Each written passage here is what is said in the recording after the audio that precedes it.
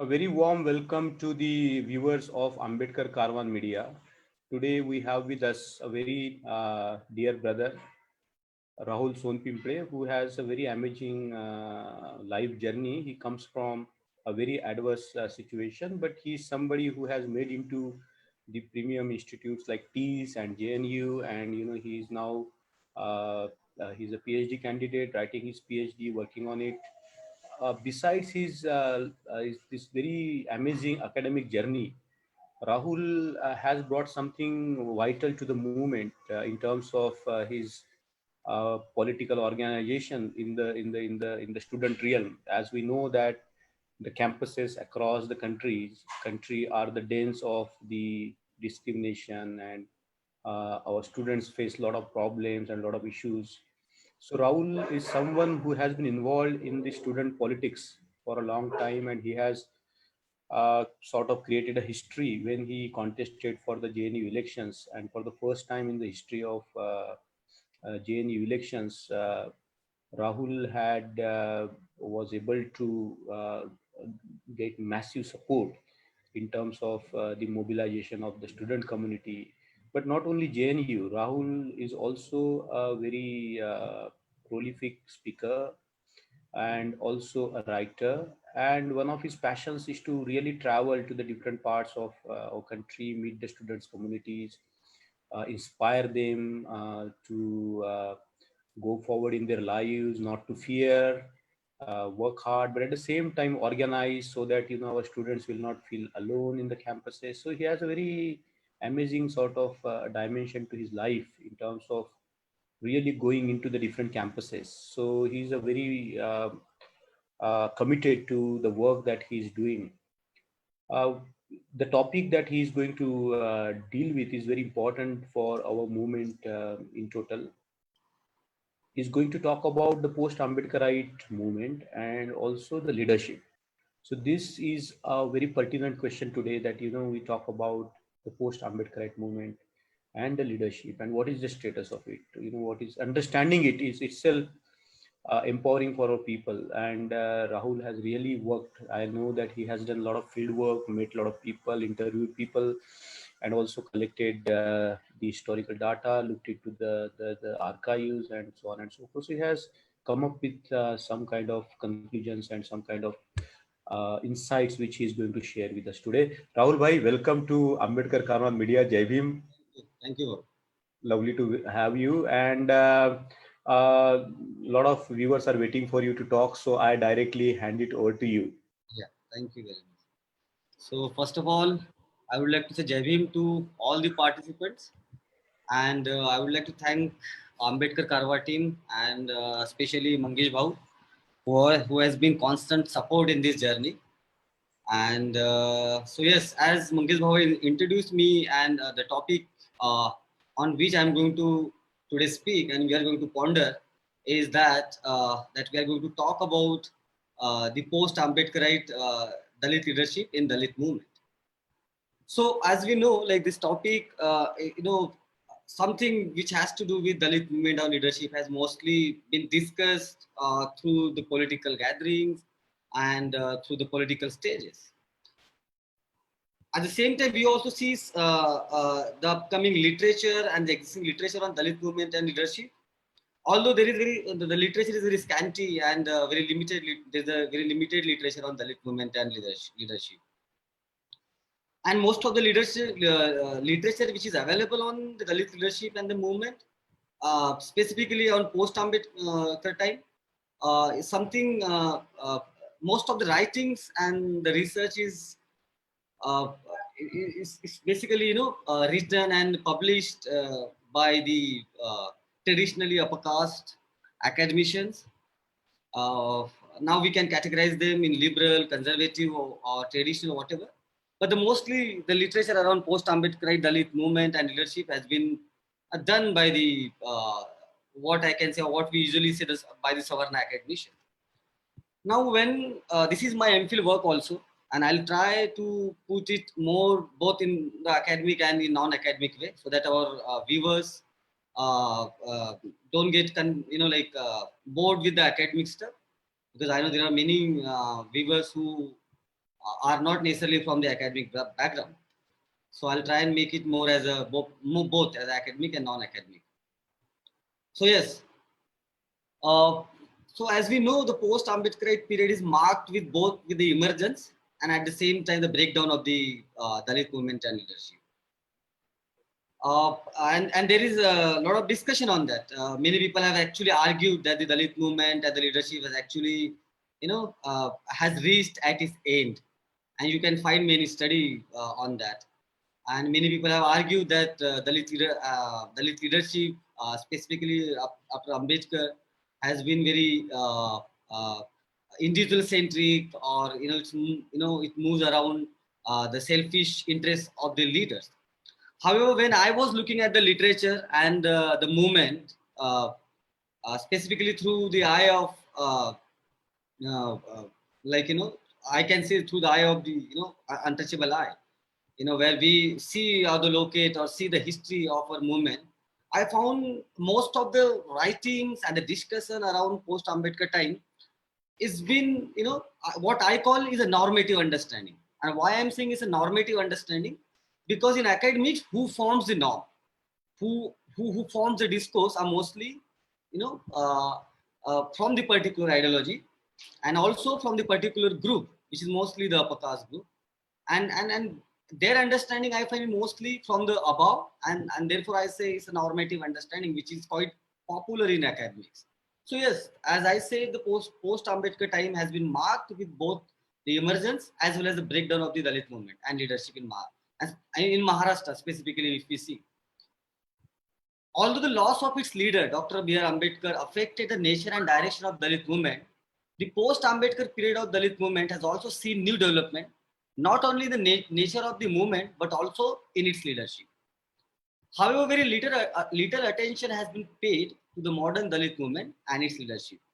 In fact, leadership from oppressed section of the society around the world has gained negligible space within leadership literature.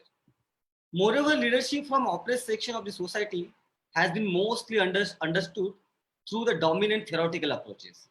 For example, in the West, early leadership theories were mostly written in the context of white man. Thus, leadership literature was for long time populated by such theories. For example, in West, if you see the leadership approaches and the theory, were mostly revolved around the great man approach, the trait approach, and then the situational theory also came into being, which I'm not going to speak in more detail, but I'm saying, like for example, great man theory. So the character being, so you are a great man because you're born in particular race, you're born in particular class. So those character of being great man has been discussed and were brought in the academic discourse. So there were some understanding who can be leader.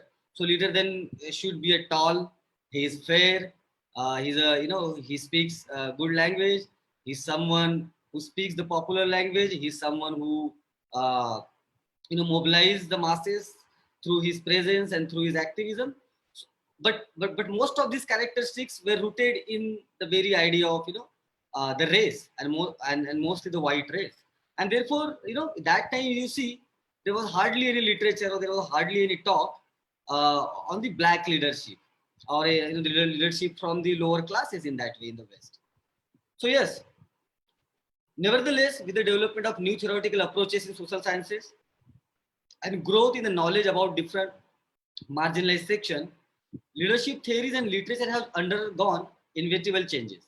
In this context, I'm going to talk about how in India the leadership theory and the leadership approach has always been revolved around.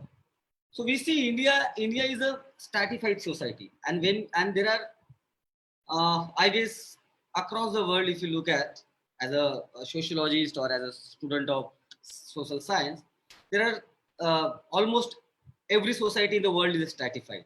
But India is uniquely stratified on the basis of caste, and on the basis of also religion, and also on the basis of the ethnicity. So what we see uh, in the modern time, we see the leadership is also emerging or revolving around the state. or we can say the space which has modern state has actually provided to us. So when we see, when I'm saying this, so what I'm trying to say, that the leadership has always been there, because each caste has its own leader traditionally. So when we see, the caste leaders, like, in North, we see the Khap Panchayat, and they have their own leader.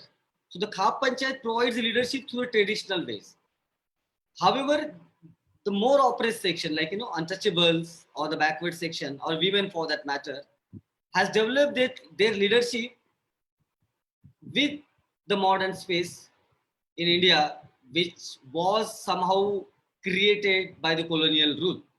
And this is not about to appreciate the colonial rule, but when we see the leadership emerging uh, uh, in the form of leadership, I'm saying in the form of leadership, and in the form of the mobilization, we see in the colonial time when the modern space is coming into being.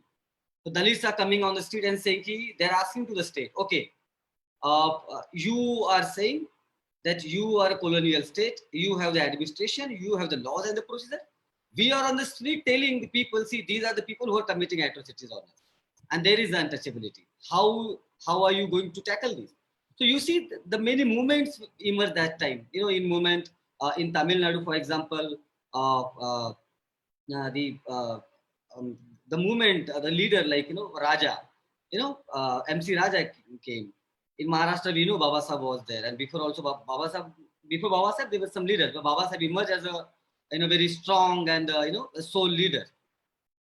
And in Punjab, we see many Dalit leaders are coming. In North, we are seeing the leaders are coming.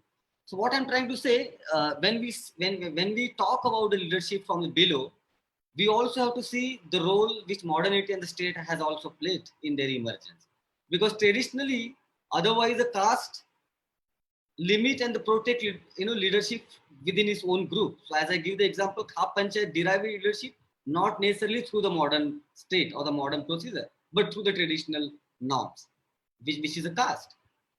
With other lower caste also, the traditional aspect of caste is there, but here the assertion of the leadership does not get legitimized through the primordial elements of the caste. Rather, the modern state or the modernity becoming, the instrument to emerge, or to claim, their leadership. So that's what the approaches which has been there when it comes to the leadership from the oppressed section.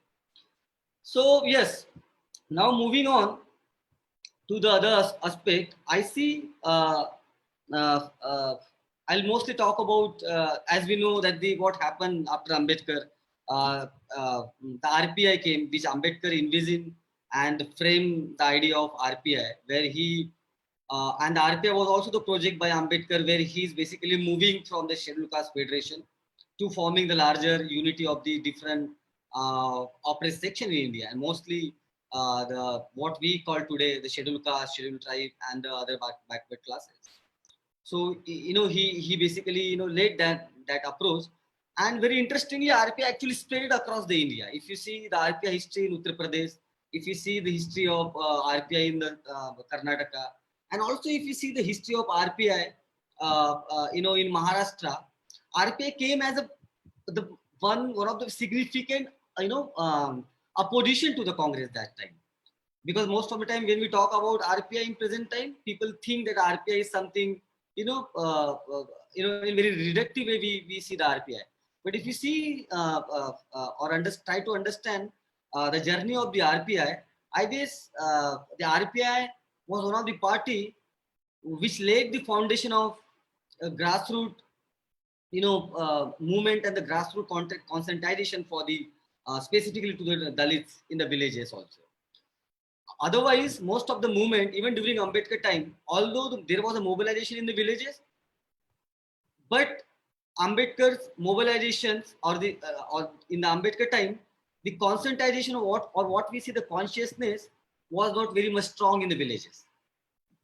Because Ambedkar was a leader and there was mobilization, but when it comes to the organized process of the consciousness, RPI played very, very important role in the post-Ambedkar time that one needs to understand. At the same time, RPI also the party which people don't want to talk about, mostly the left people who criticize Dalit movement or Ambedkarite movement as an identity politics, or just a group of people who are asserting their identities. They should also know the RPI also led a very long-standing movement for the land right for Dalits, which Dadasaheb Gaikwad led in his time. So these are some aspects of the RPI which one needs to talk about and try to understand. Then what happens, as we know, that the RPI then during Dadasaheb Gaikwad time, the RPI, the split came in the movement, and it fractured the Dalit movement and the leadership. Then what happened later? Now here it's very interesting when I see the when I compare the black movement in the US specifically and Dalit movement in India, specifically in the Maharashtra. What is happening here? The very staunch, very big leader, people have lost. Ambedkar, after Ambedkar, people argue that the movement became the directionless. And then, as I said, RPI came, spread, then it got splitted, and the fracture came in the movement. Movement got fractured. Now here, people mostly talk about leadership through the lenses from the leader. The leaders become corrupt, and therefore movement got damaged. Okay, this happened. This is usual phenomena in any movement. However, you see what is happening in Maharashtra throughout, even in the present time, post RPI, a small educated section within Dalit community, specifically if you locate in the Maharashtra, they are frustrated with their own leaders now and with their own leadership. The university going students, young students, and the people who are now reading the literature across the border. For example, Dhasal, I'm talking about Dhasal and Dhale, who came from the very acute poverty, at the same time are newly getting introduced to the modern literature and also the literature across the world. And throughout, this was a common sharing understanding that time that we need to have a different kind of organization, we need to have a different kind of methodology to deal with our problem. So here, there was no as such very concrete structure which was available that time, but here the people, the youngsters who are coming and realizing this fact that we need to have a different kind of leadership, we need to have a different kind of movement now. By referring by referring the morals of the movement from Ambedkar, by referring the ethics of the movement from across the world. So they formed Dalit Panther. And very interestingly here, Dalit Panther is basically expanding the very idea of the idea of oppressed. They are saying Dalits are not just untouchable here. They are locating the entire idea of Dalit through the, they are extending the idea of Dalit even to the other oppressed section and other oppressed masses. And very interestingly, they also say that they also talk about the women, that the women are also Dalit. And they started their movement. So this was also the project to expand or to, what we can say, to make Dalit category as a universal category, as Gail Omid also argued in her work, that making Dalit category as a universal, what we can say, the proletariat of the caste, that we are the one here who are, working class. We are the here who are basically proletariat in the context of India. So that was a project which Dhasal, specifically Dhasal, aimed to project. And but as we know, the split in the split of Dhale and Dhasal, the leadership again got collapsed, and it was most of the leadership was because it came out of the frustration. It also came out from the sporadic nature. I guess as a student of social movement and leadership, I guess somewhere it was bound to happen.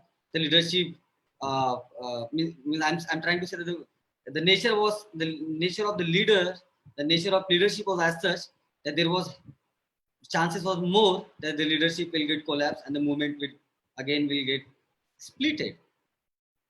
But what I'm trying to say here, when the Dalit Panther projected Dalit as a category, not just to define the Dalits or the untouchables, at the end, the category of Dalit remained to Dalits only.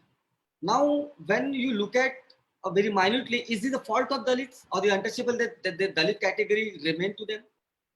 Or the Dalit, the term like Dalit got popularly associated with the untouchables only? Was it just fault of the untouchables, or was it just the fault of the particular caste who were leading that movement? I see no. You see, and this is my experience in the student politics, when specifically from the left, when we used to claim our Dalit identity, the people used to say, "Oh, you're not only Dalit. Read the Dalit Panther Manifesto. Even the women are Dalit. Even the upper caste women can be called Dalit.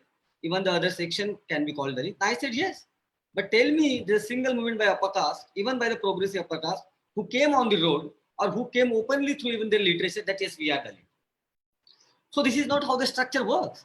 Any identity which has to do with the oppressed, and then becomes the stigmatized identity. So in Maharashtra, if one do the ethnographic research around the color of blue, if you go to the market, and this is from my friend who once told me that when in one day their family went to buy some clothes, and the guy picked up the blue color T-shirt, and his mom said, "What is this? Well, why are you choosing the Jaiving Wala color?" So even the color started becoming, or getting the association with the the stigmatized identity. So what I'm trying to say, that here basically is the upper caste are actively going away with those identities. So people who try to argue against the Ambedkarite movement, that you have reduced the Ambedkarite movement to Dalits, they are basically failing to tell you that for such a long time why the upper caste did not want to associate with the Ambedkar. Rather they form the stigma around the Ambedkar, rather they form the stigma around Dalit identity, or rather they form the stigma around also the color which we started claiming is ours, like a blue color. So the society like India, where where the caste plays very important role, not just to define or to divide the material life of the people, but also to define or divide the spiritual life, and also the everyday aspect like food, like color, as I said. So therefore, the burden of proving that Dalits are, this artificial burden, this artificial guilt has been created by the upper caste academics, by the upper caste, what you say, the upper caste liberal. For me, there is nothing like upper caste liberal or upper caste conservative. The structure is as such, which helps the upper caste at to produce the inequality. Therefore, for me, this definition of upper caste liberal or the upper caste secular or upper caste communal is just the kind of I guess it's just for the convenience for some people to tell the story. But closely, if you see, the system doesn't work in that way. Anyway, so I was talking about the leadership and the movement. So I'll stretch a little bit this entire debate and try to argue that after Panther, when the Panther got splitted, we see the very interesting fact that with the experience of that how the sporadic leadership can be damaged or can be controlled by the mainstream, so-called mainstream political parties like Congress and other parties. By the way, Congress played very important role to break the entire Dalit Panther movement and RPI. So that is another part which people don't want to talk, but Congress played very important role here to make the split, and and also left also played important role if one look at the literature very closely. So yes, post Panther, what is happening? Reservation played very important role. People who argued, like I recently have seen some literature where people have argued that the reservation is about some individual among Dalits, and they enjoy the benefit. But interestingly, a Dalit movement is the only movement whose middle class majorly came from the reservation and also built the movement. You see across the world, specifically in West, no middle class in that way in the modern time has actually built any liberatory movement, any emancipatory movement. And also in Asia, no middle class has actually built up the movement for the oppressed. Now, as we know, the class has generally been defined, you know, through the materialist characteristics. Many people define the class through Marxist approach. The middle class, lower classes, and then the bourgeois classes. Here, what is happening to whom you are calling a middle class, people who have joined in the government sector as a clerk, the people who are teachers in the school, and some very few big bureaucrats. They were the one who started a new movement, and which is came to known as a BAMSEF.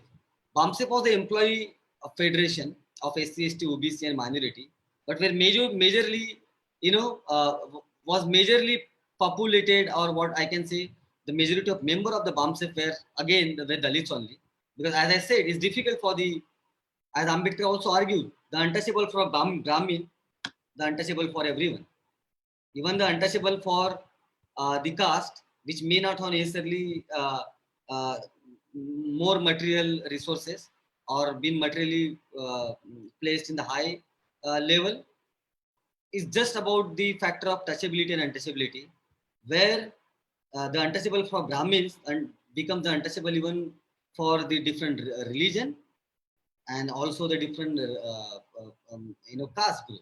So that's how I'm saying, even in BAMSEF, what exactly happened when the BAMSEF was formed, and most of the members were Dalits. But this movement is basically coming and giving a new nature with the old experiences, that now no, this is not time where we can just rely on the sporadic nature of leadership or on the charisma of the leadership. Like Panther was more about the charismatic leadership of Dhale, Dasal, and other leaders. Now here they have realized one thing, that unless and until you don't have a, what we say, the organized nature of the leadership, where the cadre plays very important role.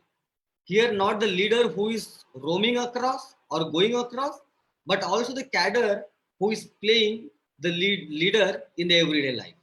So the cadre in the small blocks, the cadre in the small units is playing the role of a leader. At the same time, what I can say, the professional, I can say the professional leader here, who is equipped with theoretical or theoretical lens, whatever, or we can say the ideological lens of that particular organization.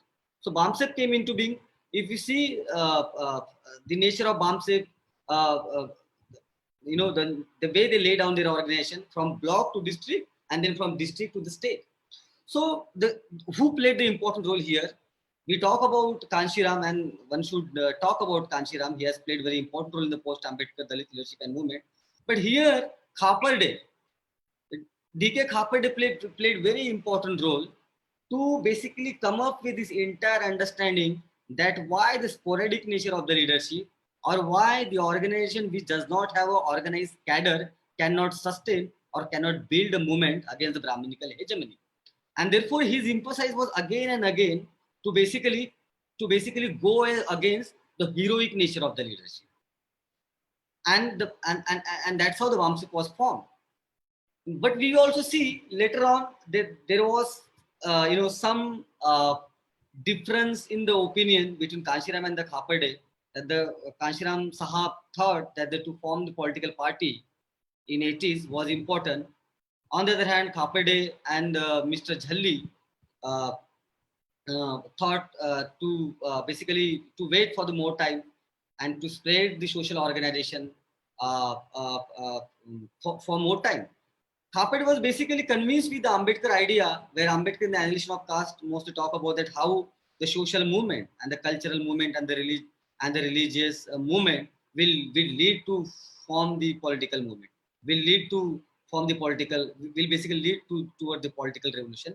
He was more, I can say, staunch believer in that approach, and therefore he chose not to join the political party which Kanshiram had formed. Rather, he remained with the social with the social movement, which was a BAMSEF. So yes, in BAMSEF also later the split came, and Kanshiram Sahab, by forming the BSP, formed the new political movement and the political leadership. On the other hand, Khaperde remained in the social organization with the social movement, and the BAMSEP got splitted and also got weakened that time. However, Khapade remained within the social organization, again rebuilt the BAMSEP, and BAMSEP, then we see going again across the different states. That time, during Khapade time, BAMSEP became once again, active in almost in 18 states in India. So that I'm just giving some glimpses what happened actually in the post-Ambedkar time. So yes, after then BAMSEP, not after I can say, like after the split in the BAMSEP, because BAMSEP still exists, but yes, in the different fraction. So yes, I will limit my entire talk till BAMSEP and BSP, and we can in the discussion then stretch beyond that if someone wants. But my aim is basically to basically talk about that how the leadership literature in academics, or in the popular, I can say in the popular academics, has basically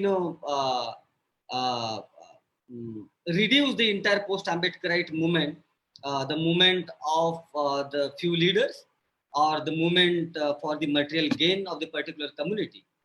But when you look at or critically try to analyze this allegation, I must say, or these approaches within the leadership in Indian academics has been quite, filled with the dominant approach to understand the social movement and the leadership from the oppressed section.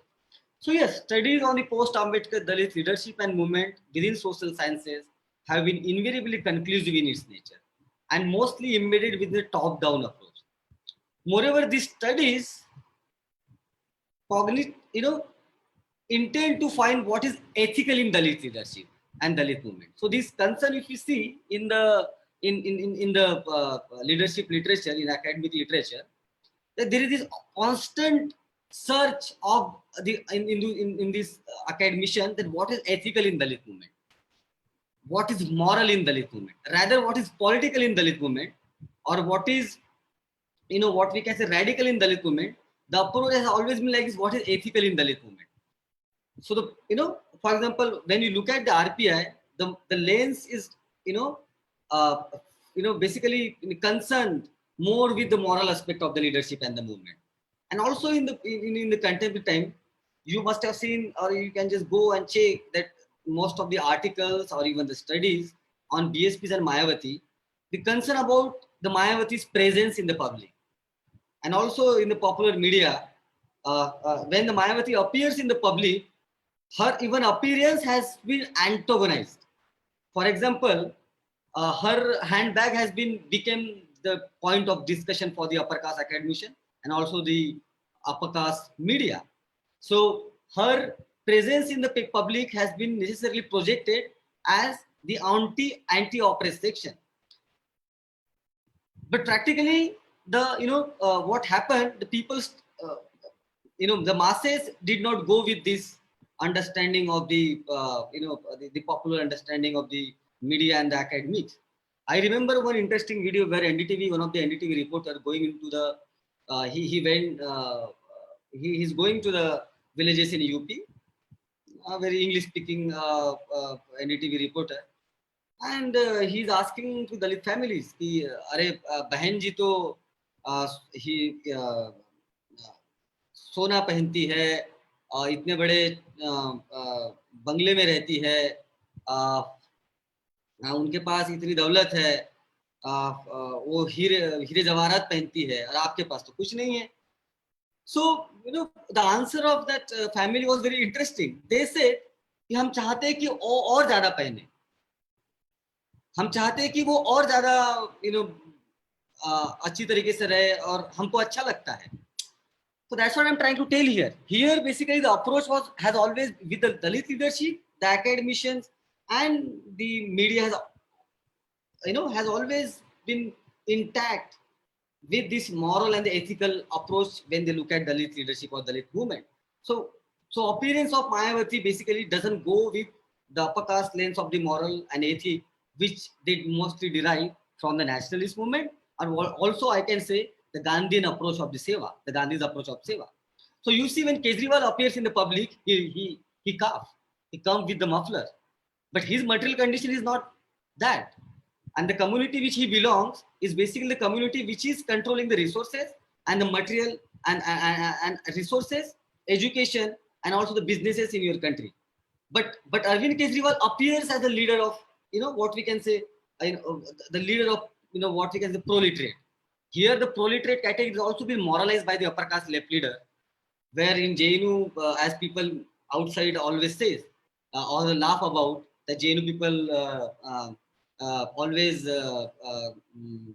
especially JNU comrades, they try to appear as a poor, although if majority of them come from the very affluent family and the upper class family.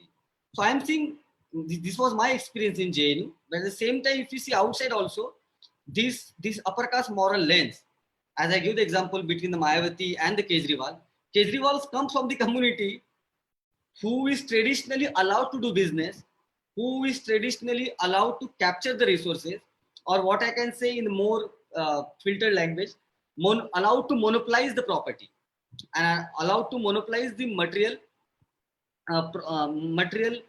property. That, so here is a contradiction for him to project that, what we can say, the leader of the proletariat becomes the vehicle to create the acceptance around.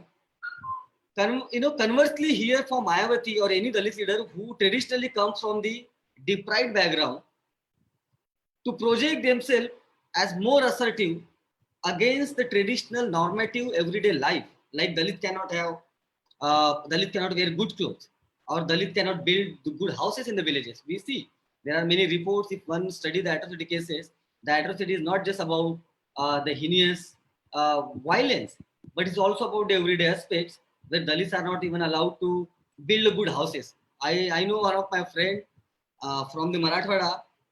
He, after his MA, got some, I can say, the job in the organized sector, and he took a loan, and then he built up the house in his village, and the upper caste did not like it.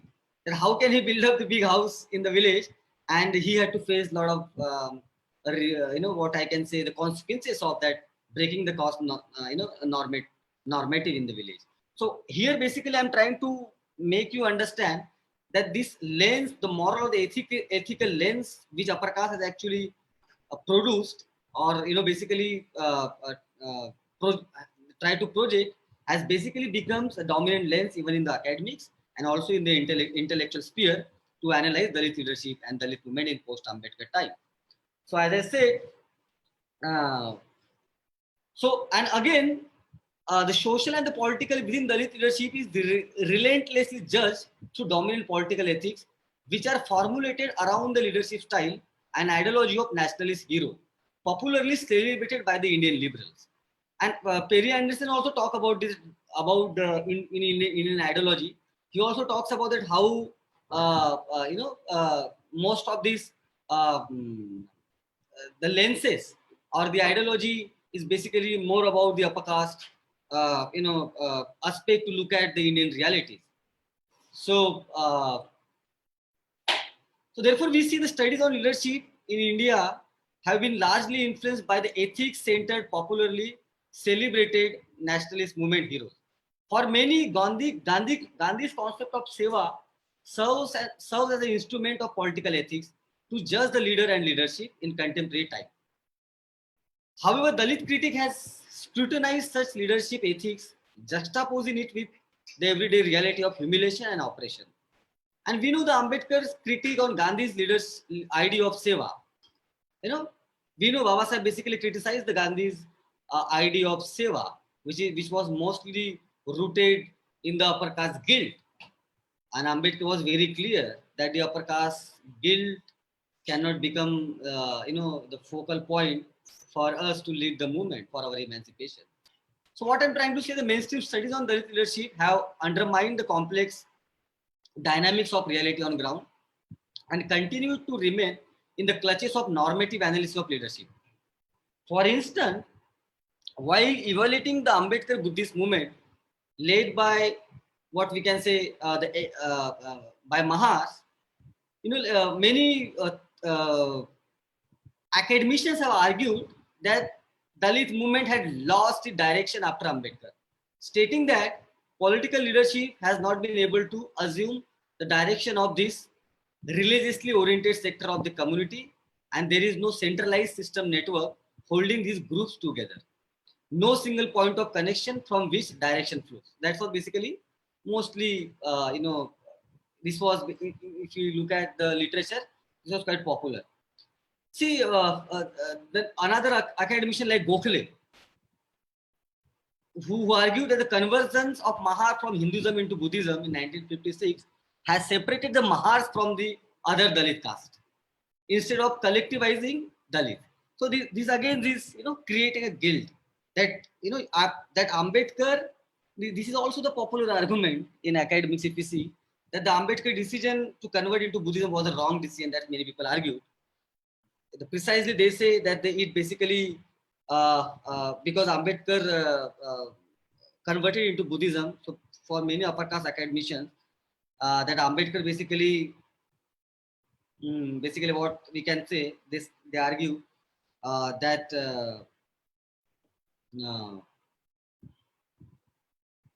basically they argue that Ambedkar basically de-radicalize the Dalits. According to them, this is a process of de-radicalization, and therefore they say that after conversion, rather forming a big unity of Dalits, according to them, is basically played a role to create a fraction within the different Dalit community. However, this is not true. If you see that the fraction or the divide is a nature of the caste system, which has always been there, just very strongly has been there. And in Ambedkar, during Ambedkar time, there were not just one caste who were involved or participated in the movement. There were many other Dalit castes like Chamar and Mang were the part of the movement. So this is one of the very prominent argument that they give. And also one other argument that they give, that the leader after Ambedkar has seldom given significant attention to economic issues. So this is also one argument they give. Similarly, in the context of politics of reservation in Maharashtra, scholars have also alleged that the leadership in Dalits and other backward parties has undermined the material question of marginalized group and solely focused their assertion on assertive politics of identity. For example, Dipankar Gupta, the very famous academician, has basically read the Mahar assertion in the Namantar movement as a matter of Mahar class dominance. You see how this is, I must say, a reductive approach to look at the movement of the oppressed. He said the Mahar class dominance. The post-Ambedkar Dalit leadership and movement has been subject to critique, which has often equated with the identity politics also. For many scholars, the post-Ambedkar Dalit movement is representative of a departure from ethical, economical, material, and real, what means the real politics. So, for example, Shah distinguished between middle class Dalit from poor Dalit and argued that Dalit leaders in post-Ambedkar time are middle class leaders and they have not addressed the economical question of poor Dalit. And for many others, that the middle class Dalit are more concerned with identity question and often refer to themselves as indigenous people or Buddhists. Is again, this is a Western lens to look at. I must say this is a kind of a, this is how this entire approach of the indigeneity or the, claiming we are Buddhists has been looked from the upper caste or the other academicians has been looked at through the Western idea of what they understood the indigeneity or indigenous. Rather for Ambedkarite, it is basically to claim the historical past, which Ambedkar says that the history of India is nothing but the conflict between Buddhism and Brahmanism. And according to him, the untouchables and the other broken caste were basically earlier untouchable. So for Dalits, mostly when they claim Buddhist, is not just the matter of claiming the new identity, but also the claiming the glorious Buddhist past. So, okay, I will come on that, but I'll argue against this predominant argument or the approaches in the intellectual world in India. So yes, most of these studies mention as I mentioned above, equate the post-Ambedkar period as the end of the Dalit movement and leadership. It's also that after Ambedkar, the Dalit movement got finished. There is no movement as a leadership, as I said. there is no as such strong leadership.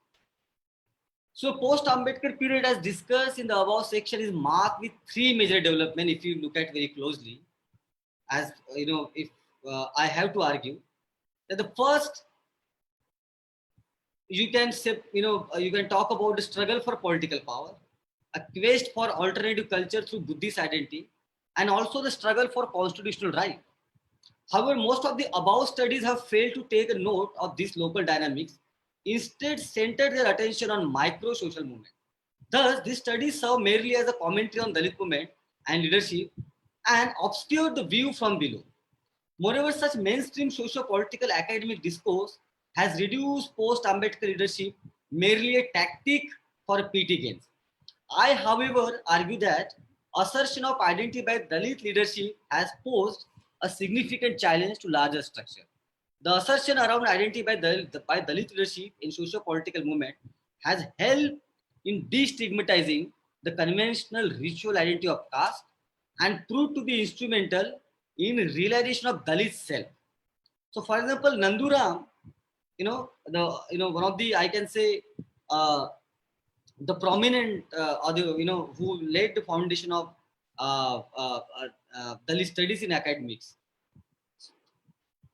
So Nanduram sir differentiated the following three types of Dalit activism. He said that the movement against socio-economic exploitation and the numerous types of atrocities on Dalit, movements for better access to the opportunities and for the realization of goals of equality, liberty, fraternity, and justice, and the movement for gaining self-respect and dignified social identity. So if you see the post-Ambedkar time assertion of identity in Dalit movement through his leadership, on the one hand, was unraveling the contradiction between constitutional democracy and the continuity of pre-modern undemocratic nature of Indian society, rooted in the caste. So when Dalit leadership, after Ambedkar, were basically asserting and trying to say, asserting Dalit identity, one should not look at through the narrow lens, just saying it's identity politics. But here, identity in India is not mere the identity which mostly has been understood through, what we can say, through the postmodernist theoretical approaches. Here, the identity is not just the identity of the individual. Here, the identity is also the identity of the collective. So I am Dalit not because I chose to be Dalit. I am Dalit because I am born and brought up in particular socialization, and I must say stigmatized socialization by the upper caste. So here, the assertion of the Dalit masses of their identity was not just the point of asserting their individual caste identity, but was also to break the ritual association of their life, which was reduced. Okay, so therefore, the assertion of identity is not about just the assertion of one singular identity, but to break the entire structure which is based on the identity. Caste at the end produce the identity. So, so the identity which has been narrowly understood by the people, mostly the Marxists, and there is an entire debate of the identity between Nancy Fraser and the other Marxist scholar, where they see the identity mere as a identity devoid from the structure. But here in the caste, the identity is not devoid from the structure. It is rooted into the structure. So what I'm trying to say, the identity assertion of the Dalit after Ambedkar was not just the identity assertion, but was basically to break down the traditional caste structure. See, yes, as I said, so it is in this context, Dalit movement in particular and anti-caste movement in general, with their challenge to caste system, should be seen as anti-systematic rather than basically reformist in nature. In addition, this challenge to the caste hegemony by Dalit leaders in post-Ambedkar have greatly made possible by constitutional ethos of democracy and modernity. As Rudolph in their study has argued, that the caste act as a channel of communication and representation and leadership, and provides a prospective linkage between the mass electorate and the modern democratic process by making it comprehensible in traditional terms of population still largely illiterate. So the assertion around caste identity by Dalit leadership in post-Ambedkar time has also reopened the social space for Dalit to acquire the lost militancy and challenge sociability of caste. So what we see, because the caste, caste with the restriction on the material resources, caste also reduce the lower, the oppressed section, specifically Dalits, to acquire the militancy against their own operation. So we know, if you see through the, the available literature, or mostly people refer to the Manusmurti, or one should all, or even if you refer the Manusmurti, or also when we see the reality, Dalits specifically have not been allowed to acquire the militancy or to fight against. When I'm saying the militancy, here the militancy is not necessarily the militancy which has been seen by the oppressed section necessarily, but the militancy which I can say can be the natural phenomena for the oppressed section to protect their life. So Ambedkar, for that matter, formed the Samta Sainik Dal, and in one of the interview, Ambedkar was very clear that his organization Samta Sainik Dal was alleged by the media that time that your people are doing violence. So Ambedkar differentiated between violence and non-violence. He said when it comes to oppressed section, when the oppressed of any oppressed just patiently, accept the violence on his body or her body, it's not about the non-violence, it's about the meekness. And Ambedkar was against the meekness.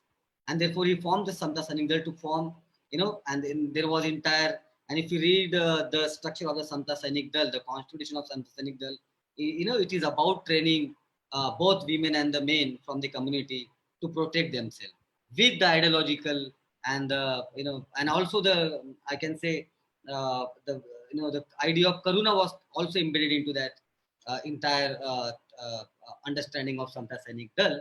So what I'm trying to say here, the assertion of identity, which people merely reduce as identity assertion, I'm saying here the identity assertion also broke the traditional barriers to acquire the militancy among Dalits. Conversely, if you see, look at the Dalit Panther actually provided a space and broke those rigid norms and created some kind of militancy among Dalit masses.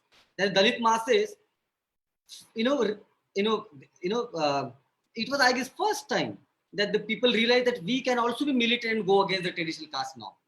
That is, we are not the people who can only just, take the violence. Here we can also counter the violence by militancy, which has been denied to us, which has been denied to the oppressed section, which has been denied to, if you look at, when we see the patriarchy as a social structure, so, the militancy has been denied to even the women. So here, what I'm saying, that understanding that the Dalit movement is basically mere the assertion of identity. Here, the post-Ambedkar Dalit movement and the assertion of the identity has actually broke the traditional norms and the rigidity that they cannot acquire with the material resources. They cannot also access the militancy. Here, the Dalit movement, post-Ambedkar time and Dalit leadership broke that thing. Therefore, the argument of the mere Dalit movement after Ambedkar is mere the show of the assertion is basically doesn't go with the local realities and the realities of Dalit movement and the leadership in actual sense. So what I'm trying to say, so here I'm saying the militancy of Dalit Panther under the leadership of Dhasal and Dhale have not just rejected the moralistic aversion of Indian upper caste liberals for Dalits, but their leadership was also an instrumental in transforming constitutional prescribed civility into operational at local level. So here we see there is no civility. Suryakant Wagmore sir, very rich work is available there on civility and civil society and caste. What I'm trying to say that the constitution here provides you the civility because there is no civility in the caste system. Caste system doesn't have the space for the civility. Caste system doesn't function with the consent necessarily. It also functions with the conflict and the discipline and the punishment. Therefore, there is no civility in the caste system. What we see, the conflict between the constitutional morality and the caste immorality here where I'm trying to say Dalit Panther played very important role to basically carve out, or to basically draw the civility from the constitutional morality, and say for our own life, to save our own life, we can also acquire, you know, the militancy, which caste doesn't allow us. That's what I'm trying to argue here, that the uh, that the Dalit Panther and their leadership is basically, leadership basically draw the prescribed civility, draw the constitutional prescribed civility into operational at local level. Thus, redefining redefining the self on the lines of militancy demanded that the militancy should capture general attention as well as serve as a model for Dalit masses. Such reorganization of identity in post-Ambedkar period has helped Dalits to capture the wide imagination both at theoretical and practical level. For example, there are studies which claim that the Dalit movement adopted an ideological driven definition that had the potential to shatter the correlation between Dalits and the untouchables and thus undermine the caste. So, for example, when Dalit Panther or even the RPF for that matter were asserting their Dalit identity, they were also doing away with the traditional identity of being, of what being called as untouchable. And therefore, this entire movement is basically was also, this identity assertion was also shattering the correlation between Dalits and the untouchable, and therefore the caste.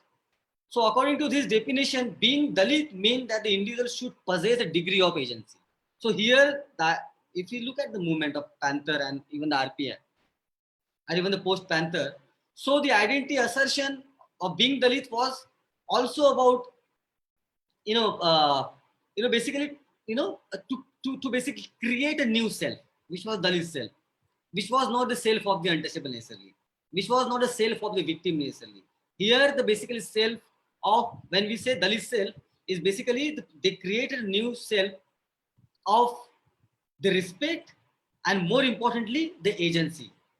So here, because the caste does not allow you to acquire the agency, the caste basically function within the prescribed norms of the everyday caste system, where your role has been defined, where the women role has been defined, where Dalit women role has been defined. Unlike race, here, if you look at the caste, the each caste, men and the women, has been given the prescribed role. Therefore, the agency has been denied. However, Dalit self, or the assertion of being Dalit in post-Ambedkar time, created a new self which goes with the active agency, which goes the agency, not agency of the agency to challenge the the dominant structure, which has not been discussed or rarely theorized in the Indian academics. So yes, so I am saying according to this definition, being Dalit means that the individual should possess a degree of agency, and thus Dalithood. And thus Dalithood could not be determined solely by the one's location in social structure. So just because I am an untouchable, Dalit for these masses or the leader doesn't mean I am Dalit. So for Dalit Panther, the movement was also about that if you are a Dalit, you are also going against the structure. And therefore, this entire idea of Panther, the Dalit Panther, is also rejecting the traditional self of the untouchable. And therefore, when I say I'm Dalit, I am also rejecting the prescribed location of the untouchable in or the individual in the society. So yes, so while taking Ambedkar as an iconic and intellectual figure in their daily life, Dalit leadership in post-Ambedkar time, with its fiery literature on caste, oppression, and Hinduism particularly, reasserted the identity politics, and they scripted its historical and philosophical roots away from and outside of the both colonial and caste Hindu imagination. This is what the zealot Eleanor Zealot has also argued. Therefore, while changing the grammar of electoral politics, the Dalit identity transformed itself into new epistemic language, signifying opposition to Hindu Brahmanical ideology, and also question secular knowledge which excluded Dalit, including from the writing of the nation history. So we know that when we see the nationalist history and the literature, the majority of the literature is about the songs. I must say, the songs in the hero worship of the upper caste leaders like Gandhi, Nehru, and other leaders, and you don't see the writings on the Dalit masses or the Dalit leadership during the colonial time, or we can say during the nationalist movement. So this basically post-Ambedkar Dalit literature also, by creating a new kind of literature, by rewriting the history, has actually basically broken this, what we understand, the secular knowledge during the nationalist movement. And also the religious conversion have understood by many scholars as a failed and insignificant project in changing Dalit misery. However, if you see, it has become the integral part in the post-Ambedkar Dalit movement in Maharashtra and has led to new dimension, the cultural life of Dalit. I am talking about the religious conversion. As opposed to the mainstream scholar, Dalit intelligentsia as at grassroots level see conversion as an important factor in development of the self-realized assertive identity. For example, we see like Ahir, Ahir sir has argued that the conversion of Dalit as process of destigmatizing caste identity and move towards gaining an equal and respectable identity. He argues that the adoption of Buddhism has brought about a revolution in the attitude of followers of Dr. Ambedkar.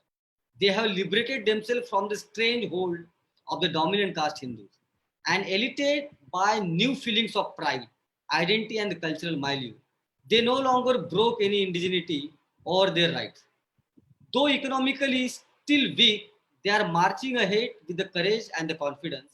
This uses well for social change. Interestingly, Buddhist identity, particularly among those who converted in modern Dalit politics and movement, has also become an important parameter to judge and accept the leadership. So interestingly, if you see the post-Ambedkar time in Maharashtra, being Buddhist,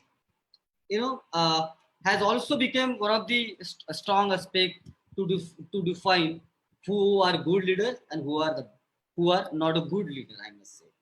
So the Buddhist ethics or the Buddhist identity in post-Ambedkar time, also becomes the prominent aspect to define the entire leadership approach, which is coming from the ground and not necessarily coming from the other first worldly theories. So here the followers are creating their own theoretical or the ideological aspect to who can be good leader and who can be not a good leader. So as Weber has actually in his theoretical building, he defines he talks about the leadership charisma, and somehow if you try to interpret Weber, according to Weber, the charisma of the leader is so predominant that the followers just becomes the agency-less. Here, if you see the post-Ambedkar time, the followers are creating the agency within the leader. So if I have to be leader in the Dalit movement, so I have to acquire some characteristics which are laid down by the follower. And what are those characteristics? The one characteristic, as I said, that you have to be the good Buddhist. And when I say good Buddhist, the many characteristics comes not just the Buddhist identity, but also to be honest and the moral towards its own community has become one of the prominent aspects in the post-Ambedkar Dalit leadership and the approaches. And if you see the lacuna and the failures of political leaders represent the Buddhist identity in mainstream politics, and celebration of Dalit around the new identity has led to the formation of non-political Buddhist leadership instead, with an aim of fulfilling Ambedkar vision of Buddhist, Prabuddha Bharat. This has also led to formation of various Buddhist organizations at local level. So another new aspect which rarely has been covered, that the post-Ambedkar time has also seen the formation of the local Buddhist organization. Not necessarily the very formal, the one formal Buddhist organization at the international and the national level we see through the organization like TBMSG, But also, if you go to the village and the local level, there are small some Buddhist organization which plays the catalyzed role to form the homogeneous Buddhist identity around. So as we say, as Dipankar Gupta and many people have argued that the post-Ambedkarite movement, the Dalit converted into Buddhism, but they remain as Hindus. This is a half-baked knowledge because within the community, as I see, there is also the constant check and balance system has been created. So, for example, if I'm a Buddhist, I'm keeping Hindu gods, hiding the Buddhist god in the houses. I also become the deviant for the community.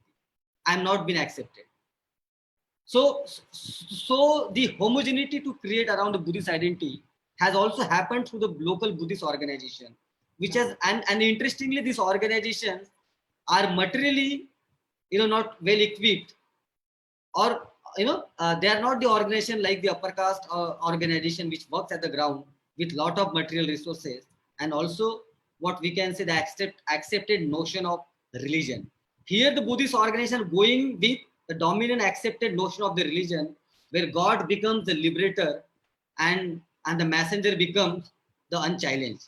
Here basically the idea of Buddhism or the Buddhist identity is basically mostly talked about around the idea of science, and also around the idea of breaking the traditional understanding of religion where the God cannot be challenged.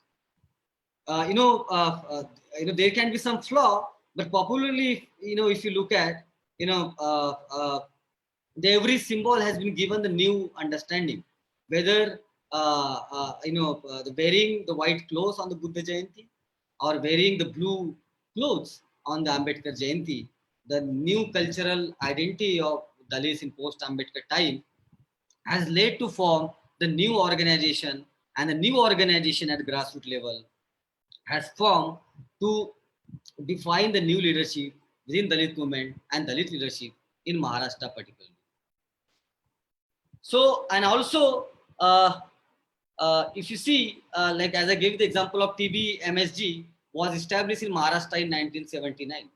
Yeah, and it has spread across the Maharashtra and has main center in number of cities as Aurangabad, Nagpur, Mumbai, Ulhasnagar, Nanded, and Kolhapur.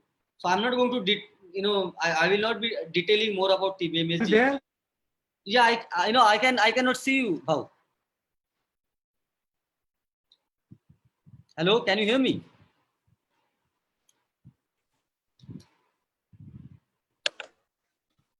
Can I go? Yeah, please.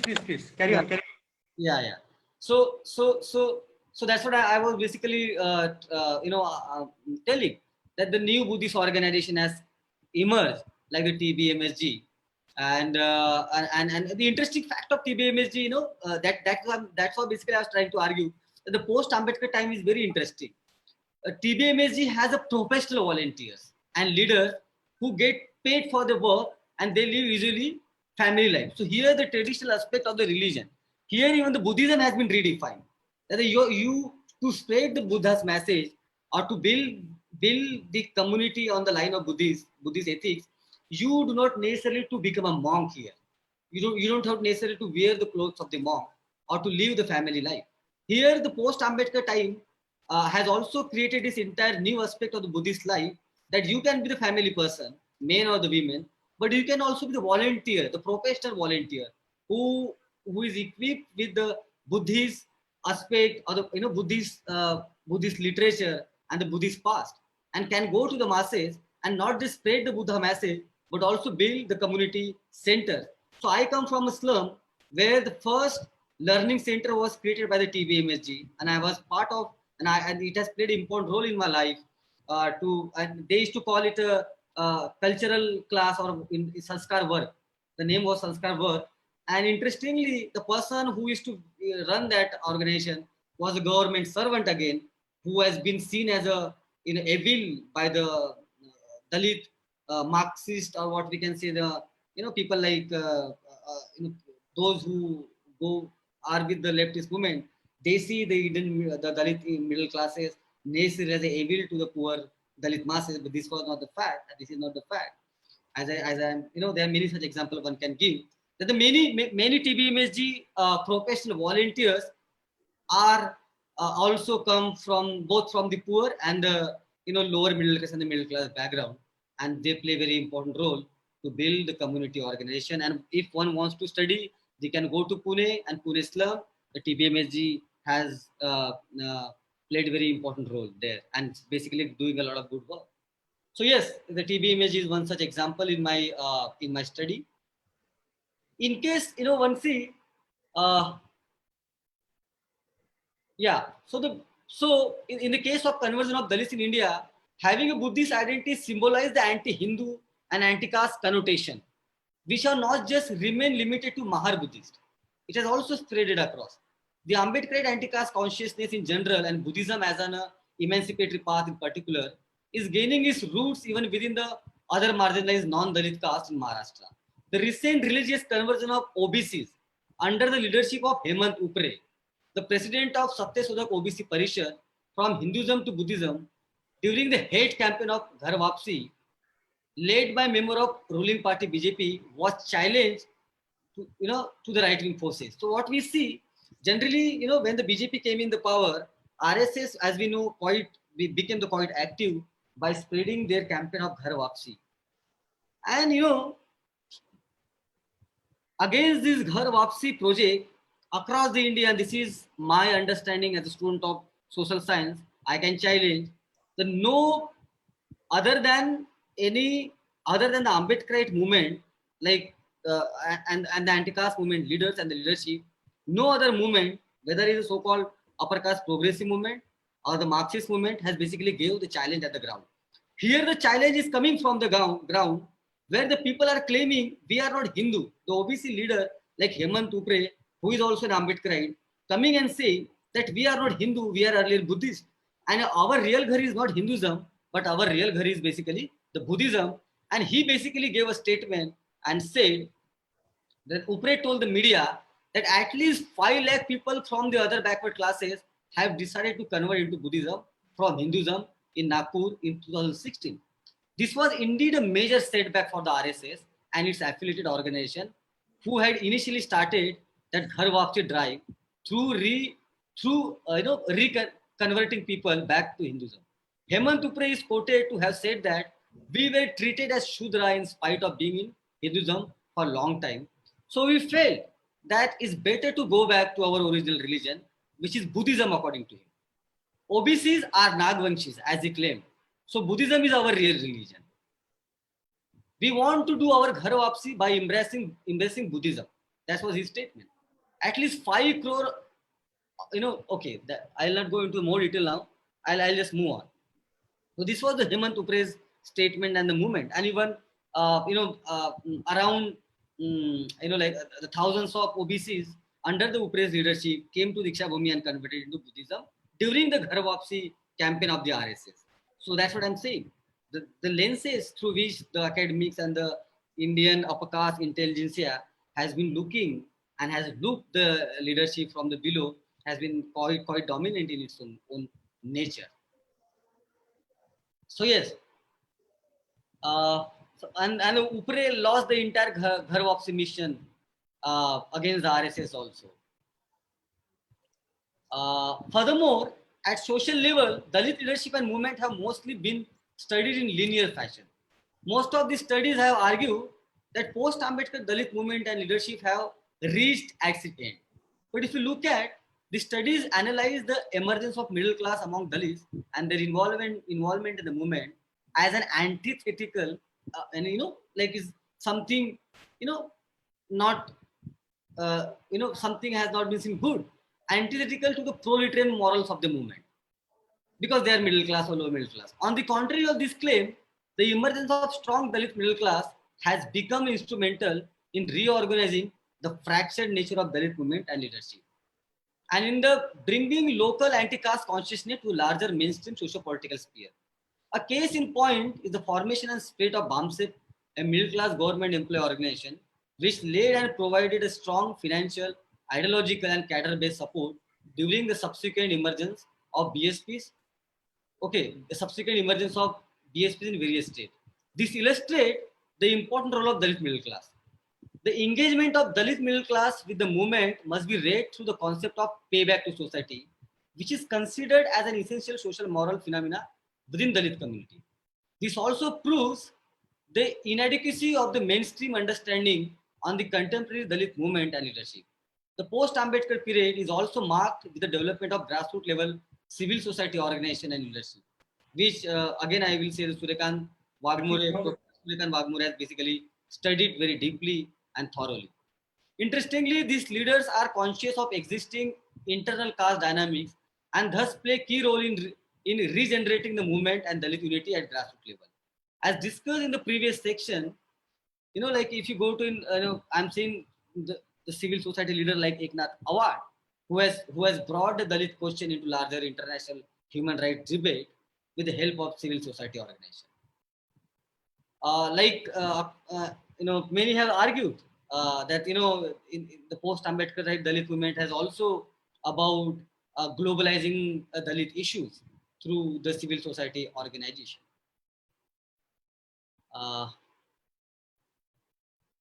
Yes, so one can argue that the post-Ambedkar period is marked with the fractured condition of movement and leadership. It also has extended the origin of movement with new leadership and organization. With the help of constitutional democratic means, modern leaders and the movement have helped democratizing local caste space and successfully retained the Dalit question in larger socio-political and governmental discourse. It has also helped in making Dalit human rights a policy and public issue in international discourse in human rights. As many, yeah. So at this juncture, it is important to note that the role of follower in making post-Ambedkar Dalit leadership is a crucial. I argue that the modern Dalit leadership can be understood as a follower-led model rather than traditional leader-follower model of leadership. As I said, that how the charisma has been a quite dominant approach to understand the leadership, or the what is ethical in what is ethical, which has been mostly drawn by the upper caste lens, has been the parameter to judge the Dalit leadership. But if you see Dalit leadership in post-Ambedkar time, I am arguing is basically the follower-led leadership. And what are and I want to give some example of it. If you see the post-Ambedkar time, after the fraction in the RPI, there was a constant agitation and the basically movement by the follower to reunite the RPI leaders. Although leaders became the selfish, the leader found their selfish interest. It was the Dalit masses who came on the road and basically led the constant movement to unite the RPI. And there was also some, cell burning cases in Marathwada of the Maharashtra, where the followers were, ceaselessly were and untiringly tried to build the unified post-Ambedkar Dalit leadership in Maharashtra. So this was the one aspect. Therefore, I'm saying the post-Ambedkar Dalit leadership is not mere about the charisma or the charismatic leadership. It is basically the follower. The model of the post-Ambedkar Dalit leadership is basically follower leader model rather than traditional leader follower model of leadership. The post-Ambedkar Dalit leadership can be understood as a follower-leader model of leadership on the basis of two major factors. First factor is the role of follower in constructing the public critique of ideologically deviant leadership that has swayed away from Ambedkarite path, and their role in subsequently creating community-based or alternative leadership. In this respect, while Dalit literature, Bahujan ideology, music, community and public intellectual and local activists has aided the Dalit in creating their own public space. It has also helped Dalit in doing constructive criticism of the post-Ambedkarite Dalit leadership deviancy, the leadership deviancy.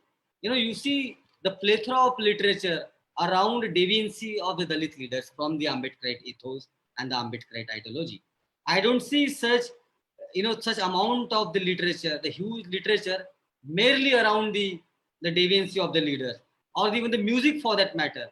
In Maharashtra, there are the hundreds of songs at the local and also in the mainstream Marathi music around how the leadership became the selfish, and there and also there are a lot of and many poets also emerged by writing such poetry, and many musicians came to around to create the songs and the music around the to critique the Dalit leadership. So Dalit leadership has also created the critique. Sorry, the Dalit masses has created the critique, and this has also played an important role to basically color the post-Ambedkarite Dalit leadership. And therefore, I'm saying is a follower-led leadership. So you see, for instance, the Ambedkarite Jalsa and Dalit literary movement played a key role in voicing communities' anger against the failure of its leadership in ending caste-based violence due to its fracture and selfish politics. The socio-political gap between the led and the leader eventually resulted in the formation of new alternative leadership and organization. Interestingly, these new alternative spaces were mostly created by the educated and employed new generation of Dalits in Maharashtra. Again, I'll give the example of Bomse, for instance, arose as a result of the long-standing critique that had developed within the community and followers. As a result, the new leadership, BAMSEP and later BSP, gave a strong critique to selfish leadership and co-option of various factions of RPI into different upper caste political parties. In this way, the new leadership began to represent the aspiration of followers and appeal to their emotional and rational side by representing itself as being embedded into Ambedkar's idea of political autonomy and social transformation. In Maharashtra, BAMSEP and BSP benefited from the community infrastructure like Buddha Vihara and community halls, which were provided by the Dalit masses to the organization for holding cadre camps and public meetings. Most importantly, both these organizations gathered the financial support from middle classes and laboring classes of the community. The second reason to categorize the new leadership as a follower leadership can be understood through the rejection by followers of the self-seeking leadership. The electoral decline of RPI and the emergence of BSP in the state and the local level politics is the best example to understand the follower rejection of ideologically deviant leadership. It is important here to note that it was not just the successive leadership who felt responsible for keeping Ambedkar ideas of political autonomy alive. The followers were equally aware of the importance of Ambedkar's socio-political vision.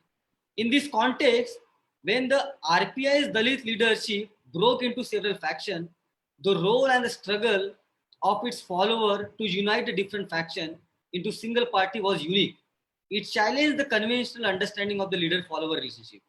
In 1989, 9 Dalit students launched a first unto death in Bombay to force Dalit leader to form unity. The struggle spread to other parts of the state, and many groups of students in Aurangabad started a fast unto death. The march undertaken by Dalit students was withdrawn only on the assurance of the all faction of the Dalit organization would join Prakash Ambedkar in series effort for unity. As a result, several leaders came together to decide new form of unity, which resulted in a decision to dissolve all faction and form one single organization, which was supposed to have no affiliation with any other mainstream upper caste and political parties. However, due to strong internal differences and selfish interests, the demand of unity was rejected by some other leader.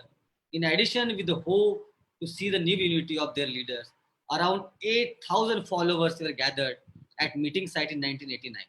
Consequently, due to discontent and resentment among followers, the leaders of various factions of RPI, without strong support of their followers, remained meager as a token leader and had to face defeat in assembly and municipal election.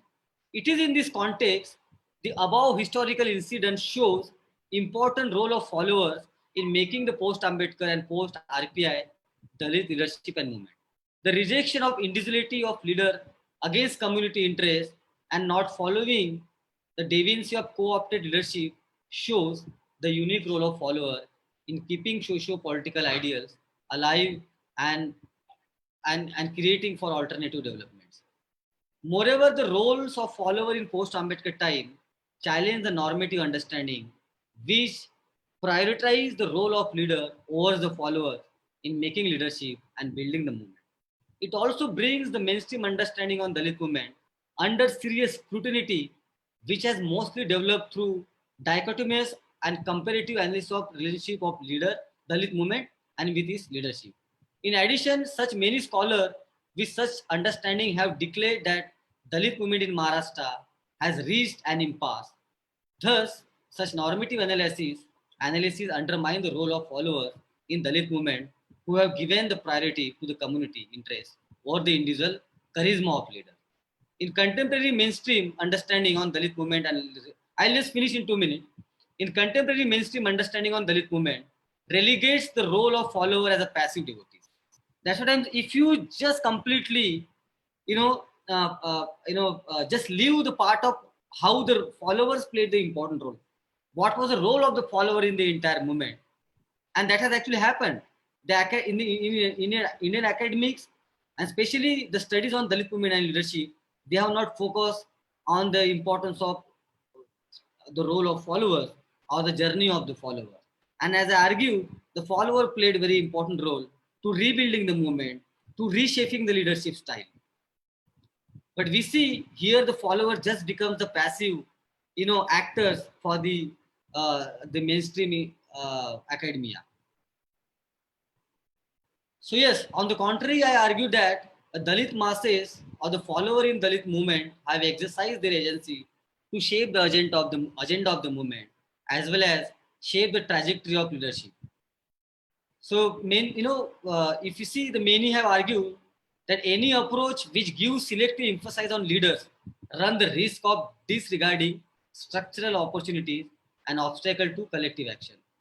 Okay, so if you see here, therefore, I argue that the leadership approaches should analyze the action of leaders within the ambit of the movement, structural context, and understand the complexities of leadership and roles of participants. So, at the end, in 2-3 lines, I will argue that the arguments which I have placed, that how the mainstream academics has actually argued that Dalit movement in the post-Ambedkar time is about just a show of identity assertion. It is devoid of the material aspect or material questions, or saying that the Dalit movement after Ambedkar is more about just reservation. Actually, I gave the reason and entire journey of the movement that it is not true. Rather, the post-Ambedkar movement has basically helped uh, to, to make the Ambedkarite ideology as everyday consciousness of the Dalit masses in post-Ambedkar time. This is true, and I have been arguing that the fracture and the split in the post-Ambedkar time has been the common nature, but there have been the learning and the relearning from each other that the many leader has done, and specifically the leader has played a very important role. In the last, I will argue that the literature and the studies on Dalit movement and leadership in academics is mostly the normative in nature, and I am saying is mostly the normative in nature because it has been influenced and sourced by the ethical approach, by what we can say the ethical upper caste approach. Like as I said, the Gandhi's idea of seva is an entrenched concept in the Indian academics to understand the leadership. Rather, Dalit leadership through Ambedkar to even till Mayawati, we can see this goes against the conventional ethos of the to judge the leaders. Like for example, I give the like while the Gandhi appear more as a poor or at the half naked, Ambedkar consciously appeared with the full tie coat and the shoes. Although he represented a community which was materially reduced, and Gandhi came from the community which was materially well equipped and was allowed to monopolize the resources. So you can see this contradiction between the leadership approach and the normative understanding which exists in the Indian academics and the Indian intelligentsia. Thank you. Rahul bhai, thank you so much. In this historical period is a very long period, and you tried to give it a justice in your presentation by bringing into picture all the various movements that are launched after Babasaheb Ambedkar has gone. Yeah. And you also talked about leadership, and you explained it very beautiful in Yeah. terms of how the followers are, being the leaders. So the binary of leadership and followership, you try to break it, because as you said that the understanding of somebody leading, and the understanding that people taking the responsibility to lead themselves and wait through the problems they are facing every day, that we see all over the country. Yeah. And for example, when after the Khairlanji massacre in 2006, Yeah. the way the whole country was mobilized, and not Yeah. only India, throughout Maharashtra was mobilized. There were protests all over the country, north, south, east, west. At the same time, people were, the Ambedkarites who were living abroad, they also suo moto took up the cause, and there were protests in front of the UN Assembly, and people try to engage with the ambassadors there, and so on and so forth. So and also this Bharat Bandh of April 2nd, which was Yeah. very remarkable in Yeah. 2018, when to protest against the Atrocity Act. The way the whole India was locked down, Yeah. particularly North India, the way it was locked down, it really showed the strength of the followers, who is leading it, and everybody is puzzled. In Puzzle. Yeah. Khairlanji, everybody Yeah. was puzzled. Who is leading this mass protest? Where are the leaders? Yeah. April 2 Ban, even is still a mystery. Who is doing it? But you can see that somebody is doing it. Yeah. Without somebody doing it, it cannot happen. And Yeah. then you look at this Bhima Koregaon protest, when we recently saw in 2018, Yeah. the celebrating the 200th anniversary of the Bhima Koregaon victory. So we can see that we cannot judge the leadership, as you rightly said, in terms of the notions that are brought from the academia or from the Western concepts of leadership, like that, because we definitely see that there is a leadership in the community. And you also cited the small units like the Buddha Vihars, and the community centers, not Yeah. only in Maharashtra but throughout, UP, wherever there are Ambedkar centers, they are playing a is, very leading role. yeah, UP, Punjab, and nowadays Odisha. I'm Odisha, isn't it? So I think we are talking about a different paradigm, and as you said that when we look at this question of post Ambedkar movement and leadership from the so-called tinted glasses of the upper caste, who come up with their own prejudices, and distort the whole vision, and try to malign, I would use the word, yeah, the yeah, that's right. movements, Yeah. the movements and the aspiration of the leaders, and the way they are committed. Because we know that, as you're talking about the Bahujan Samaj Party and the BAMSEF, we know the families which have sacrificed their everything Yeah. Yeah. to bring these movements, to make these movements big and strong. And there are hundreds of people that we know in the communities who have sacrificed their everything to to help the movement. So I think your argument about not to use the word followers, because it creates that kind of a binary. But there is definitely a very peculiar sort of a leadership that is present in the community, that we can all witness Yeah. uh, time and again, Yeah. isn't it? And Yeah. one of the interesting thing, Rahul Bhai, that is also emerging is the way, in the like 10-15 years, the people had travel, and a lot of people had to find a ways to build a national sort of a movement. But as a person who has worked in the national student politics, this is a question for you. Do you see a kind of all India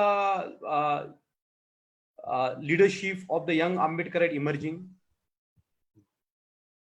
No, I see. I strongly see that aspect because I have been traveling through various part of India for conferences or for some talk. So I see rather for example, I telling them something. I guess the students are mostly they themselves are so they have a lot of energy and they themselves have decided that they want to create a student leadership at the national level. And when I'm saying national level, I'm very sure that the see one interesting fact is with what can be understood through Dalit students in the local universities or even the central universities that the caste discrimination follows them everywhere. whether it is a university or their villages or their the way very few we know among Dalits there are very few who are upper middle class or the middle class. They might not face the very immediate kind of caste discrimination. Not necessarily they also face, we know that, but the very heinous kind of or very clear discrimination or the differences exist in the villages, and also people who are placed in the slums, and majority of Dalits in cities are living in the slums, and in villages they are resourceless. So we see that when these students come to the university, are coming, when I'm interacting with them, they are very hardcore, what we can say, experiences of that, of the caste realities. And therefore, I strongly see that in coming future, we can build or we can unify the student across the regions, and can come up with a national level student, Ambedkarite student movement. Um, Rahul, there is a lot of academic talk about this particular word, identity politics. Yeah, But politics by its nature based on identities. yeah, Because as Baba Sahib says that the politics without consciousness of the yeah, community, yeah, or consciousness of in India, in case of India, the caste, for example, if the politics is devoid of that consciousness, the consciousness of the class and the caste, in case of India, predominantly caste. And we also, see that the expansion of the consciousness, as you said, that the Dalits are, narrowed down, and, the people, they try to expand the category from Dalits to the Bahujan, and then Mul Nivasi, and so on and so forth, try to include all the operation in this country, like 85% of the operation in this country, yeah, and the minorities, and the Muslims, the Christians, who also suffer from this Brahminical fascination. So the question is, like, and for an Ambedkarite, politics is not per se politics; it's also mission. It's mission. also a very important key for the social reform, right? So now, when we talk about this identity politics, and the way the Indian media or Indian academia talks about, the BSP being the playing the identities, and when we see that the BJP goes on playing the bigger identities like Hindu, Muslims, and so on and so forth. So there are two questions locked into one. One is, like, do you see the expansion, the political expansion of the consciousness, like from the Dalits to now the Bahujan Samaj? And then we know that the phenomenon that the Bahujan Samaj party tried to become the catch-all party, to borrow a phrase from Christopher Jaffrelot. So do you see that this particular pattern of the consciousness expanding, or if not, if S is okay, but is there any way by which we can create this broader political consciousness? No, you see, that's no, it's very interesting to see in the present time. That you see, like one has to you see the history of what we say the right wing politics in India. From Tilak to Savarkar, and then even Gandhi, one can place him sometimes as right wing and also what secular or the liberal. But you see the way they were dealing with the question of caste, and during Tilak time, Tilak was actively arguing that the Brahmins are the outsider, and therefore that idea was that outsider are necessarily the invader, and invader therefore they are ruler. This idea was quite prominent during British time also. The colonial anthropology also have seen that, and you see the many colonial anthropology and the literature around that even claim that the Brahmins came from outside. And Tilak basically supported that idea so that they can also feel that we are outsiders, therefore we are ruler here. We are at the higher level. By using the same discourse, fully opposed it. Okay, if you are from the outside, then we are indigenous. And he tried to create that entire discourse of the Aryan versus non-Aryan, the Mulnivasis versus the non-Mulnivasis, which Tilak realized, and later then he's also we can see he's changing his position. During Savarkar time and Gandhi's time, they realized this contradiction of caste, and by realizing this contradiction, they knew if the contradiction of caste go for really long, this can damage to their hegemony, and they started doing the temple entry movement, or Gandhi took the untouchability as a cause. We can see these were basically, the result of the movement which will existed in the by our leader, whether it's Ambedkar, Phule, or many other leaders. So what I'm trying to say here, the assertion of identity by the people who are traditionally hegemonic in the nature, one can give the negative connotation to that identity assertion. But I wonder, in Indian academics, the assertion of the identity by the lower caste, specifically from the ex-untouchable, has been seen in, identity politics in a negative way, or calling it a politics in very negative way. I'm surprised with such understanding, where the oppressed coming and telling you that my identity has been stigmatized and I want to liberate myself with some other new terminology. And therefore, during Ambedkar, even to post Ambedkar, many concepts and the categories came into being, whether it's a downtrodden, depressed classes, scheduled caste, Dalit, then Bahujan, or even the Mulyavasi for that matter. But one point I will again add here, all these identities, as I argued, when Dalits start associating with any identity, or the ex-untouchables start associating with any identity, that identity becomes the stigmatized identity for everyone. So now, if you go into the masses and say that what is the Bahujan, they would say they are Chamar, they are Mahar. So this is not the, that's what I'm saying. So here Dalits are actively coming and creating the emancipatory identity for themselves. And here upper caste are coming and stigmatizing those identities. I challenge to any person or any community, not the individual, but any community which claims in India that they are casteless, or they do not practice caste, can come and claim that Dalits means that all the oppressed, all the human, and therefore we want to claim to that identity. Has it happened? It never happened. It never happened. Even we saying with the Bahujan identity. Now, if the upper caste started associating Bahujan identity with the ex-untouchable. Rather, the Bahujan meaning of the Bahujan is not about Dalits or the untouchable. It's about all the oppressed section. Third point, which you raised about the, yes, electorally there has always been the upside down. We see the emergence of RPI, then we see the emergence of BSP in the electoral politics. We also see the emergence of various backward caste electoral politics, like Lalu Prasad Yadav or Mulayam Singh Yadav, or in South we see. So electorally, the up and side, like these things are going on. They are emerging. They are, their electoral movement is being collapsed. There are several reasons for it. There's the reason that the media has been completely controlled by the upper caste.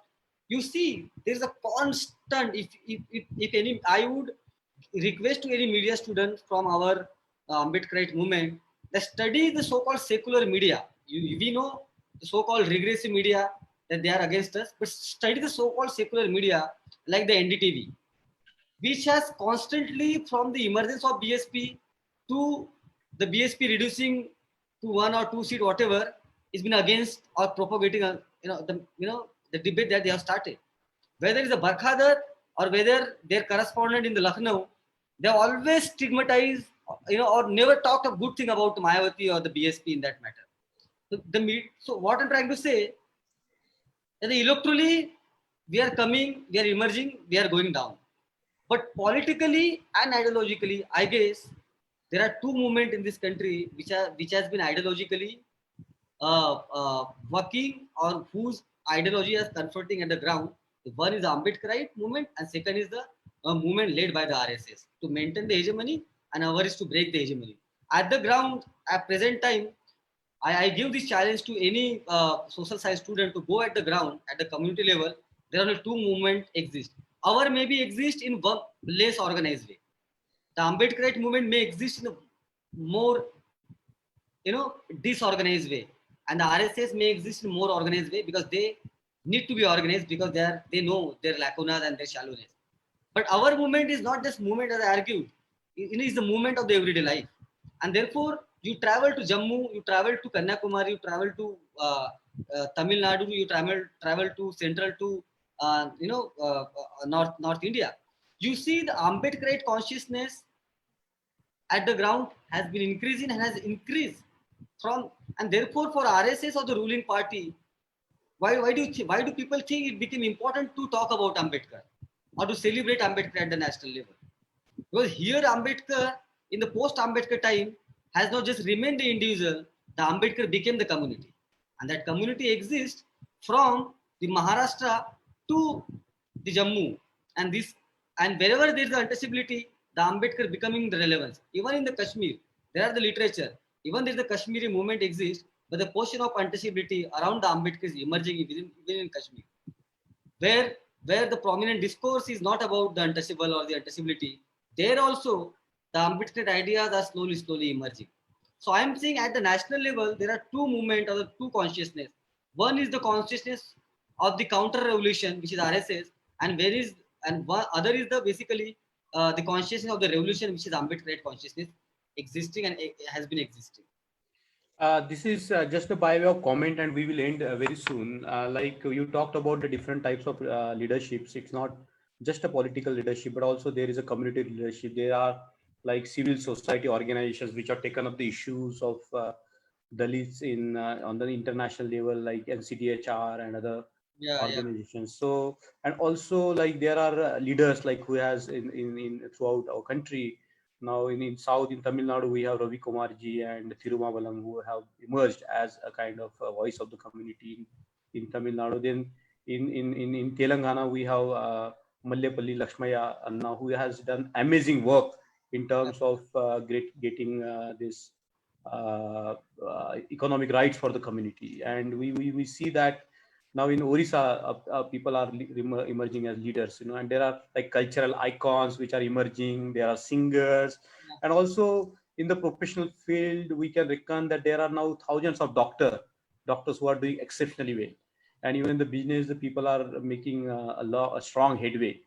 These are some of the fields, you know, like diaspora, Dalit diaspora itself has now emerged. You know, like we look at the 125th celebration of birth anniversary of Baba Saheb Ambedkar. It is said that it was celebrated in more than 100 countries. yeah. And the emergence of the big gurudwaras and having the big portrait of Baba Saheb Ambedkar there in the gurudwaras, I have seen a lot of those. And so what I'm trying to get it at is, you know, like it's a very a dynamic sort of a community. What we are looking at is a very dynamic Ambedkarite movement, and I would even say that we are looking at a very diverse forms of leaderships. You talked about TBMSG as, you know, a group working on the religious, but there are a lot of you know, organizations which are doing beautiful work, you know, in the cultural field, religious field, so on and so forth. So what I'm trying to get it at, Rahul, is, you know, uh, as you said that, you know, we have to bring this the whole sort of diversity in the movement, the beauty of uh, what I would say, the unfurling of a lot of strands, you know, cultural, social, political, economic, and so on and so forth. So Yeah. I think looking at this diverse, the students' movements are coming up, the women's movement are coming up in the name of Baba Saheb Ambedkar. As you said, that there is no issue in this India when it is discussed, the name of Baba Saheb Ambedkar doesn't appear. So looking at this all, you know, this tapestry, the whole sort of diversity of the movements, I would say, movements within quote unquote a big movement. What kind of a future you see for this uh, for the Ambedkarite movement? Oh, very bright future. That's what I say. In India now, if any two movements or the two movements are happening, one is, as I say, the movement led by the RSS, which is for the counter revolution to maintain the hegemony, to maintain the upper caste hegemony, the RSS BJP movement. Another is the Ambedkarite movement, which is working at the ground and which exists throughout. And as I said, unlike Gandhi, Savarkar, or Tilak, or any, or even for that matter, any religious identity, I guess the Ambedkar is not just an individual here. Ambedkar is a community, and Ambedkar has become the international community for the oppressed section now. So the when the individual has become the community, when the individual thought has become the thought of the community, I guess it is difficult now to stop this movement. Now I see coming days, this movement has a this And see, there is a lot of anxiety among youngsters. I see, even I come from slum, and I know I when I go back, I talk to my friends, you know, no matter if they're educated or not, the anxiety is this, you know, that that we need to have a movement, a bigger movement. You know, when I talk to educated people from our community, the same anxiety exists, maybe in some different terms, but yes.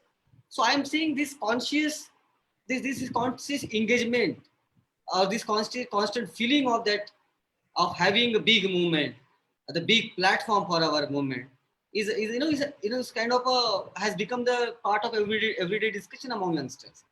And therefore I see this movement as a very positive and very bright future. The only thing, the last thing I would like to say, because we are now in the lockdown, and people are suffering, and with one note I want to like end here, that you see, as I say, the uh, caste has been just reduced to the Dalit question. So Dalit atrocity happened, and therefore caste exists. Reservation is there, therefore caste exists.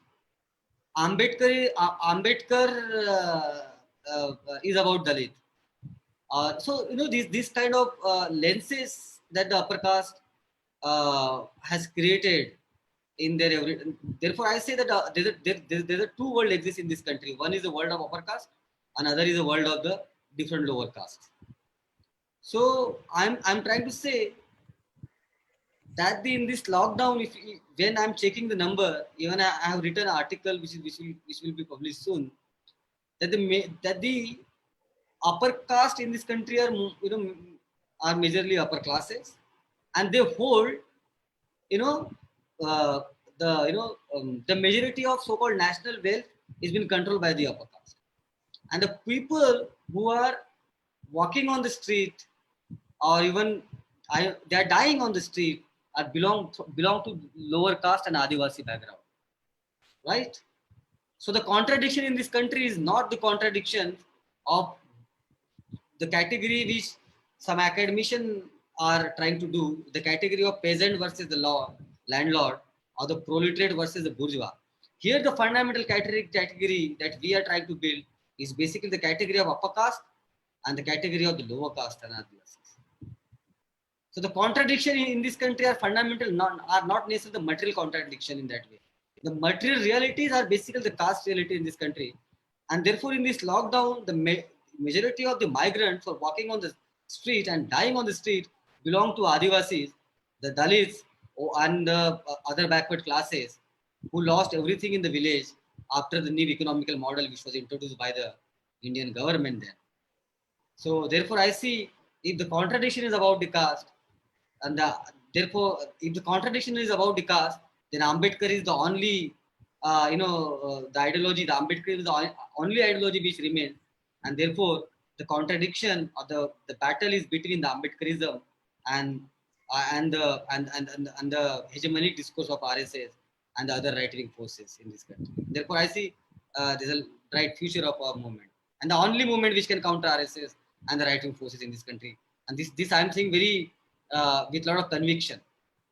And the only movement which can really make this country a real democracy, Yeah, which yeah, can really make it solidly established on the constitutional values. yeah. Because morally, this movement is talking about the most oppressed in this country, Yeah. and the morally in this movement is talking about the Bahujans of this country, the majority who are oppressed in this country. Yeah. So basically, the justice and the morality is on this side of the movement, and there is a chunk of handful of people who are trying to, completely tweak the system. Rahul bhai, thank you so much for your very good presentation, and the talk. I would say that was watched by many people, and you really have given us a very clear view of the post Ambedkarite movements and leadership. And it's not an easy topic to deal with, because you have got such a dynamic sort of society there out there, and and very variant sort of leaderships, the political, social, economic, and whatnot. You try to touch upon all those beautiful phenomena that are emerging in the communities, and we wish you a very best for your endeavor, because you are one of the few people who is trying to mobilize the youths of a country, and mobilize them so that they can fight for their rights, they can fight for what duly belongs to them, their dignity, and their share in the Commonwealth. I think what you did today was very amazing, and I think that a lot of viewers have benefited from your talk. So I would like to say thank you to you, Rahul bhai, and any final words of conclusion before you go? No, I Anything? would like to, no, I must say this such activities like you brought, like, in this lockdown, to have a discussion with the people from the community to discuss what could be the future way out. So I guess I must thank you for doing this, and also for inviting me. And the last match is because I am still doing my PhD in the student in the university. I would like to just urge to the most of the students from our community in the university that rather believing in the Western centric theoretical concept or the upper caste notions, we need to go into our ground and develop our own theories and the concept, and then look at the reality. Because you cannot, neither you can liberate yourself from the from the oppressor effort, nor we can create a knowledge through the oppressor lens. So we need to have our own lens. Thank you very much. Jai Bhim. That's a beautiful message. And stay on for a few minutes. I need to just talk about the upcoming program. At about 5 o'clock, we are going to have a wonderful program where Gaurav Somvanshi and Gunwan Sartape will be speaking on blockchain. I think this topic is very important. They are like the wonder kids of the communities. Have really tried to explore these cutting edge ideas and put them into kind of a social frame, and many people will benefit by listening to them. So I urge you all to join on today at 5 o'clock to listen to this very amazing to young people. Thank you for being with us. Thank you for listening, and Jai Bhim to all.